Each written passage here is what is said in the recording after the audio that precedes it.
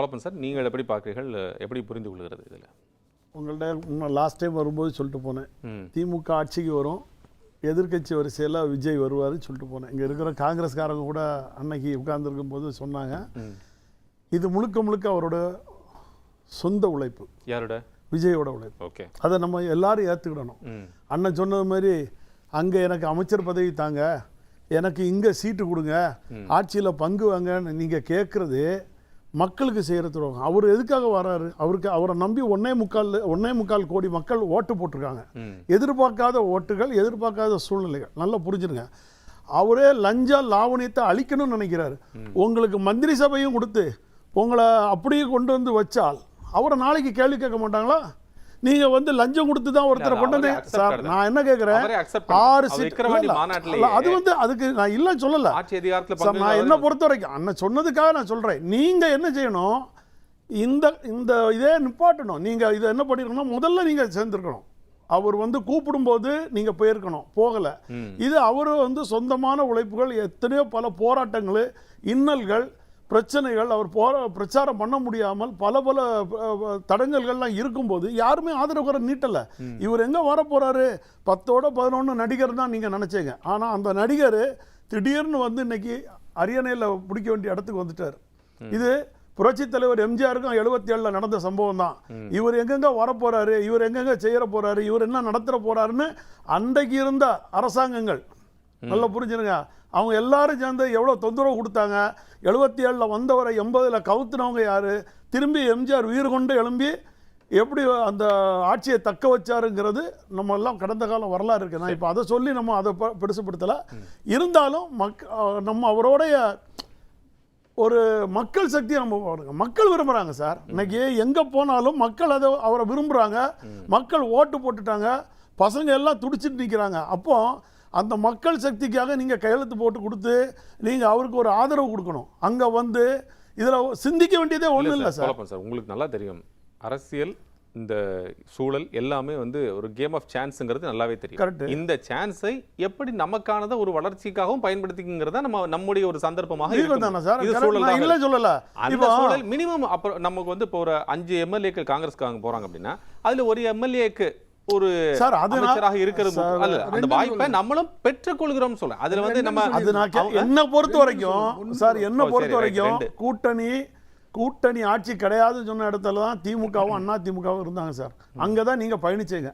இது மெஜாரிட்டியா வந்திருக்கும் போது இதுல போய் பேரம் பேசி விஜய் கிட்ட பேரம் பேசுறதே தவறான சூழ்நிலை சார். எங்களுடைய பார்வை, நான் ஒரு நடுநிலையாளரா இருந்து பப்ளிக்ல இல்ல சார், நீங்க ஒரு நடுநிலையாளரா இருந்து யாருக்கு ஆதரவு கிடையாது அவர் சொல்லிட்டாரு. ஆனா நம்ம வந்து நீங்க ஒரு மக்களுக்கு ஆதரவு பண்ணாதீங்க. காங்கிரஸ் பல ஆண்டு காலம் நல்ல புரியுது. அதுதான் நான் சொன்னேன், அதுதான் நான் சொன்னேன். அரசியல் கேம் ஆஃப் சான்ஸ். பல ஆண்டு காலம் சார் அரசியல் சூதாட்டம் தான். இதுதான் நான் சொல்றேன், game of chance and probability sir.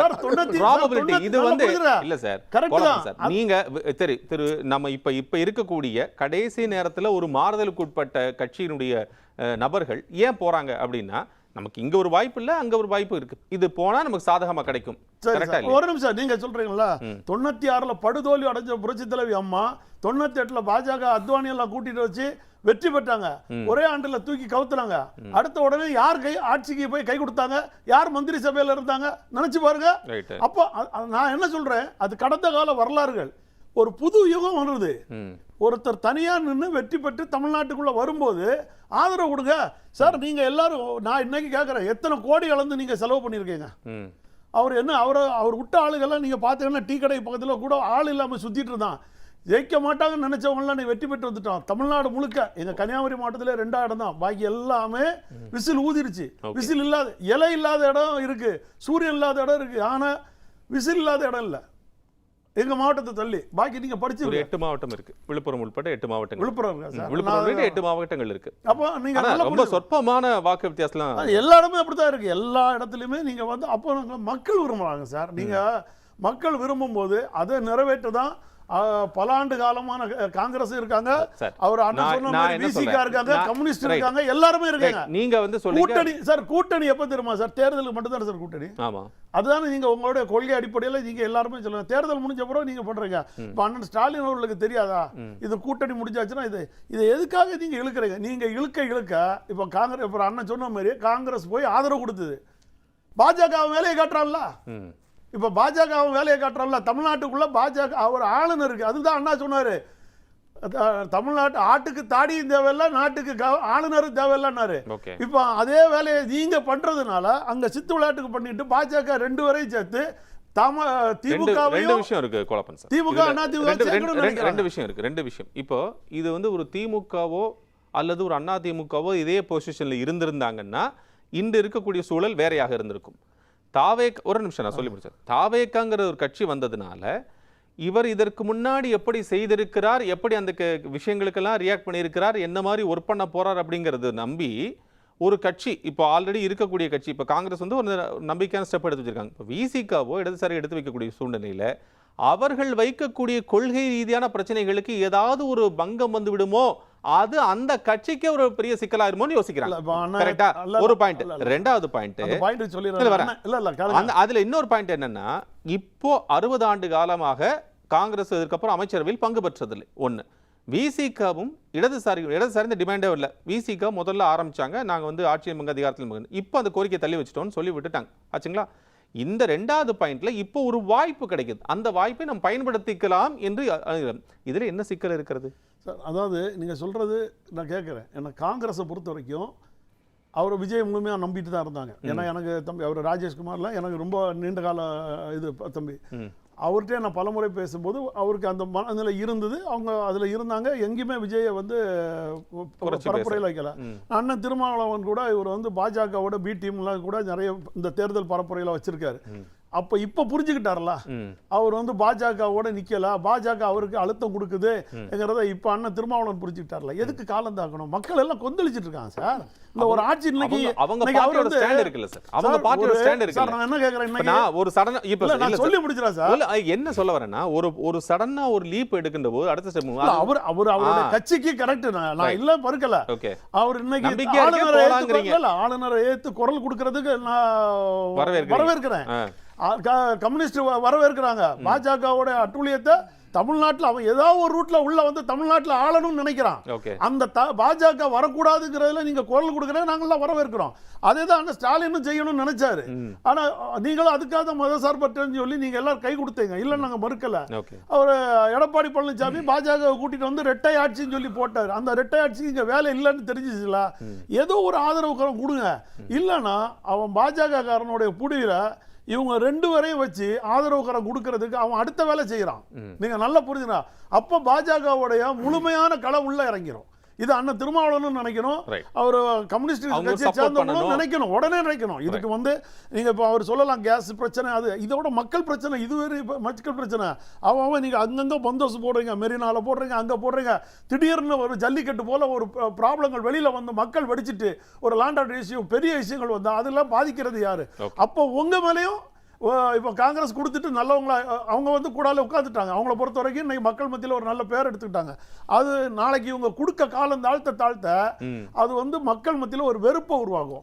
இவங்க ஏதோ பேரம் பேசுறாங்க, இவங்க எதுக்கோ ஒரு மந்திரி சபைக்கு கேட்கறாங்க, அந்த மாதிரி. நீங்களே திமுக வேண்டாம்னு சொன்னவங்க, நாங்க நிரந்தரமா கொடுக்க இந்த அத பாஜக தமிழ்நாட்டில் இருக்கக்கூடாது, அது ஒன்றும் ஒரு கொள்கை கோட்பாடுல நாங்க ஆதரவு தெரிவிக்கிறோம். அது அண்ணா ஸ்டாலின் ஒன்றும் பெரிய விஷயமா எடுக்க போறது இல்லை.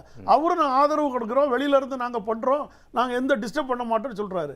இது இல்லாமல் என்னை பொறுத்த வரைக்கும், விஜயை பொறுத்த வரைக்கும் எனக்கு தெரிஞ்ச விஷயங்கள்ல, எனக்கு பல ஆண்டு காலமும் சில விஷயங்கள்ல தெரிஞ்சனால சொல்றேன், அவர் ஒரு பிடிச்சிட்டாருன்னா தூக்கி போட்டுட்டு மொத்த வரையும் ரிசைன் பண்ணிட்டு போயிடுவார். மீண்டும் ஒரு தமிழ்நாட்டுக்கு ஒரு ஆட்சி தேர்தல் வரதுக்கு உருவாகினா 2 கட்சியாலையும் தாங்காது. இன்னைக்கு எத்தனை ஒவ்வொரு தொகுதிக்கு எத்தனை கோடி செலவு பண்ணியிருக்காங்க, இனி செலவு பண்றவும் முடியாது. அந்த பாயிண்ட்ல எல்லாரும் இல்ல சார், அந்த பாயிண்ட்ல மீண்டும் ஒரு தேர்தல் வரக்கூடாதுன்னு இடதுசாரிகளும் சரி எல்லாரும் அந்த பாயிண்ட்ல தலைவர்களே, திமுகல இருக்கிற தலைவர்களும் சரி, அண்ணா திமுகல இருக்கிற தலைவர்களும் சரி விஜய் கிட்ட போயிருவாங்க. அது இதை விட பெரிய சூழ்நிலை உருவாயிரும். அதெல்லாம் அவங்க மனசுல வச்சுக்கிட்டு சீக்கிரமா பண்ணுங்க. Right, sir. எங்களுடைய ஒரே சப்போர்ட் பண்ணுங்க. நீங்க மக்களோட கோரிக்கை இல்ல நீங்க பேரம் பேசுறீங்கன்னு சொல்லி நான் அந்த பாயிண்ட் நான் மீண்டும் வரேன் சார். அதாவது அண்ணன் சொல்ற மாதிரி காங்கிரஸ் ஆதரவு கொடுக்கலன்னு வைக்கலாம், பாஜக என்ன பண்ணிருப்பாங்க நீங்க நினைக்கிறீங்க? அதிமுக உடைச்சு ஒரு 20 பேரை கொண்டு வந்து சேர்க்க விடுறதுதான் திட்டம் போட்டாரு. அதான் சார் அடுத்து கூவத்தூர் உருவாகி பாருங்க. ஏன் சார் அடுத்து கூவத்தூர் இல்ல நம்ம எதுக்கு சார் ரொம்ப சுருக்கமா இப்ப விஜய் அவர்களுக்கு கவர்மெண்ட் ஃபார்ம் பண்ணா கூட அவர் முன்னாடி இருக்கக்கூடிய பெரிய சவால் என்ன அப்படின்னா, ஜூன் மாதம் பள்ளிக்கூடம் திறக்க போகுது. அது என்னன்னா அந்த மும்மொழி இது தேசிய கல்விக் கொள்கையை நடைமுறைப்படுத்தினாதான் தமிழ்நாட்டுக்கு நிதி கொடுப்போம், இல்லாட்டி நெருக்கடி கொடுப்போம் ஓப்பனாகவே சொல்லிட்டாங்க.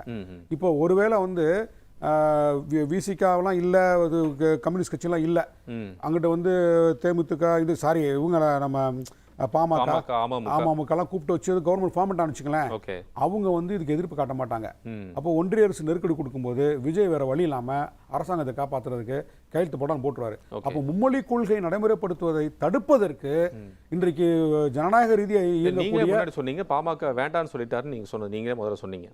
ஒருவேளை விசிக நாங்க போலேனா அவங்க வந்துட்டாங்கன்னா 500 கோடி ரூபாய் செலவு பண்ணி எடுத்த ஜனநாயகன் படத்தையே தூக்கி விட்டு அடிச்சிட்டு போயிட்டாரு. அவர் இதுக்காக எல்லாம் போக மாட்டாருங்கிறது எங்களுடைய கணிப்பு.